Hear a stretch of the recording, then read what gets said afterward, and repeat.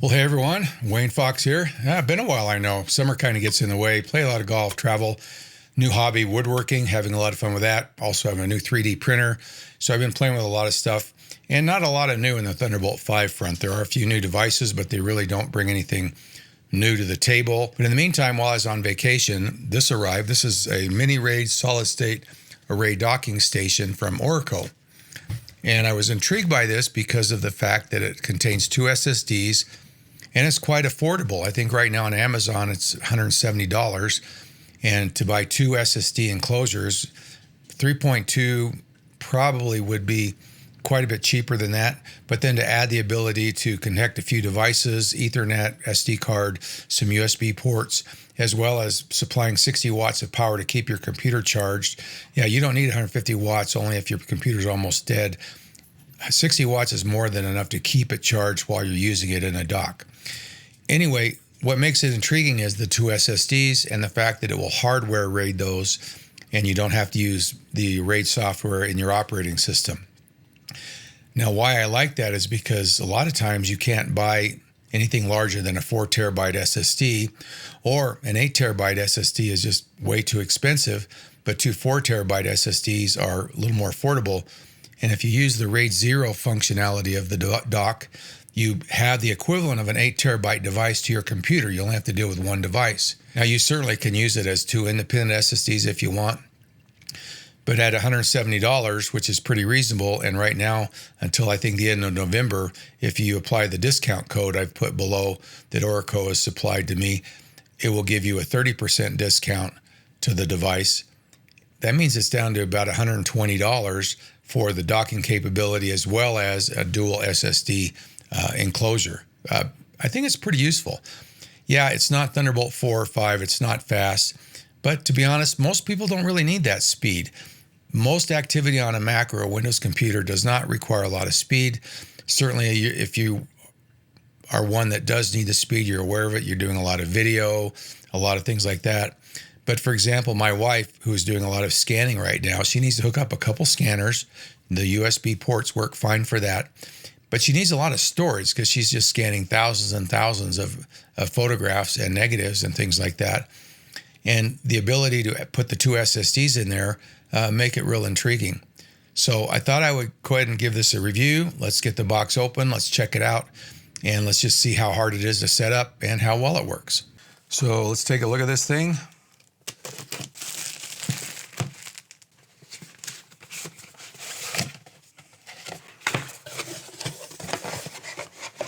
Now, I don't have a Mac Mini, a little manual. I don't know if this is meant to go under a Mac Mini or not. It sort of looks like it's the right size, so it might be useful for that. Let's just open this up. Seems quite nice. I'm not sure how hard it is to get to the SSDs. I'll be curious about that. Let's see what else is in the box first. I assume that it has your typical things. It's got the power supply. I don't know what this is. Oh, this is some thermal tape. So this is thermal tape and hardware to put the SSDs in. Great. A power cord, and it looks like we have a USB cable. It's unmarked, so I don't know what it's rated. And let's just take a little closer look at the device. All right, this is the back. This is the front. We have a SD card slot. This is SD 3.0, not 4.0, which is still fast enough for most people. This is a USB-C 10 gigabit per second port. It combines audio in, audio out. Another USB 10 gigabit per second Type A port. And this is a USB Type A port 5 gigabit per second. And if we take a look at the back, we have a couple of power goes in. This is where you plug it into your computer. So this is USB 3.2 in. This is a mode. So this determines what mode your SSDs work in. We've got 4K video out. We have an Ethernet port, and this is only 1 gigabit Ethernet. Fast enough for most people's needs, but some might find this a limitation. I'm not sure what the set button is, but I assume it's something to do with the SSD. I think this top might just pop off. I'm going to try that because I don't see any real screws on the bottom. Yeah, so the top just pops off. So the SSD is quite accessible. As I mentioned, you can, in one mode, you can put in an SSD and it'll clone to the other SSD, and I don't know if that even needs to be hooked up to the computer. We'll have to check that out. Yeah, this is not going to be for everybody if you're trying to check out because you really need power and speed. But if you're kind of an average user that just needs some good memory, local storage, and kind of go with your Mac Mini or your iMac, that's kind of who the video is intended for. So let's put a couple of SSDs, run it through its paces, and talk about whether this might be good for you. A lot of nice features in this thing, actually. I hope they make a Thunderbolt 5 version of this eventually. That would be really cool. So let's pop the cover. You'll notice that I have 4 clips, 2 thermal pads, and a little device. And I assume this is to push into this port right here. I'm not sure what was set. We'll have to check into that. So to put these in, it's pretty straightforward. First of all, they recommend we put the thermal tape on the device first. So let's peel that.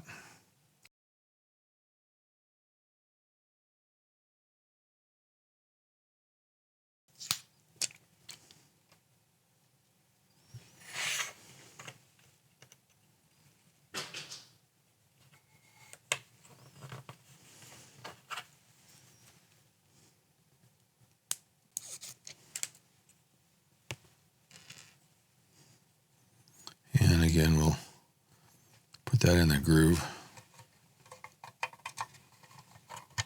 Yeah, that was a little better way to do it. Okay, they're both locked in. I don't have my micrometer with me, but I'll do some checking. But I don't think that the thermal tape's going to do me much good. Anyway, we'll watch the temperature of these as well. Pop it back on. I guess these are a couple of spares. Let's plug this in. We'll format those drives, and I'll run it through its paces over the next few days, and then kind of give you my final thoughts on it. Well, I'm back. It's been a while. Unfortunately, I beamed myself in the nose with a 2x4 in a garage remodel, and I've been waiting for it to heal up to finish the video, and it's just taken long enough, so I thought, well, I'll just wear the bandage because I really need to get the video done. Now let's real quick take a look at setting it up as a RAID. In this case, what I did is I put in my Samsung 960 Evo Plus and I put in my Western Digital 850 Black. These are both way more speed than you need, but there are cheaper options out there, Kingston, for example, which would be great. One thing I will mention is that the thermal pad isn't anywhere even close to being able to touch this base. Almost all these SSD enclosures you get nowadays, the thermal pads are not thick enough, but we'll also monitor the temperature because we won't be working it as hard as we would if it was in a Thunderbolt 4 or Thunderbolt 5 device. Anyway, they're installed.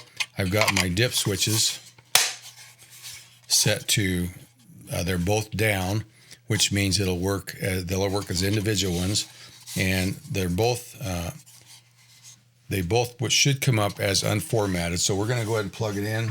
And we're going to use the Thunderbolt 5 port for this.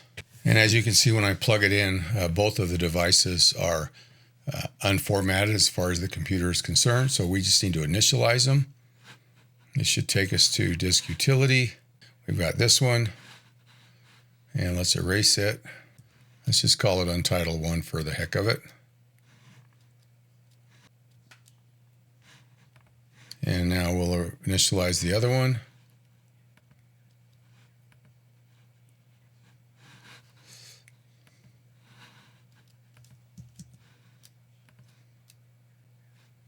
We'll see that they're both there. So we have 4 terabytes here, 4 terabytes here. And now these work individually. Real quick, let's just do a speed test. And as expected, we're getting right about 980 gigabytes a second. USB 3.2 is rated at 1000 gigabytes a second. or megabytes a second, sorry, gigabytes, that would be good. And so we're getting pretty much the speed we would expect. Now, we won't get any more speed by raiding it, but let's go ahead and set this up as a RAID now. To set it up as a RAID, they send a little thing. This is kind of what you used to get when you got a phone and you needed to push to get the SIM card out. So what we're supposed to do, and this, of course, unfortunately, they don't have any Macintosh instructions, but it says to open the utilities. So let's open disk utility. And I think we need to eject these two drives. And now we're supposed to change the switch, the first switch to the 1 position. And then hold. Okay, so I had to power it off and back on. And now I just got the 5 flashes. And now I'm getting the initialize again. If we hit initialize, we can see that this is now being reported as 1 device. And if we erase it, notice it says it's 8 terabyte. So it seems like what I have to do is go through everything you say, but then I have to power the device off and back on, then push the reset button, and that gets it to work right. At this point, I should have an 8 terabyte, what appears to be an 8 terabyte storage device consisting of 2 SSDs. And sure enough, there I am, untitled. And we go untitled, and it's 8 terabytes. Now, again, we can use Blackmagic, but we will not see any change in speed because we're already well at the limit of USB 3.2. So what I'm going to do is go ahead and copy that big file over. Let's just go do that real quick. And what I want to do is, this obviously isn't going to go very fast, so I really don't need to monitor it. What I would like to do is see what the temperature is doing. And let's find them here. And I don't know if my utility will even show me that. I've got a feeling it's these two right here. So even though we're copying, not getting very hot. I think the fact that the thermal tape doesn't touch is probably not a big deal because I just don't think you can work these SSDs hard enough for them to get hot. We just can't push enough data in or out of them because we're limited by the USB 3.2.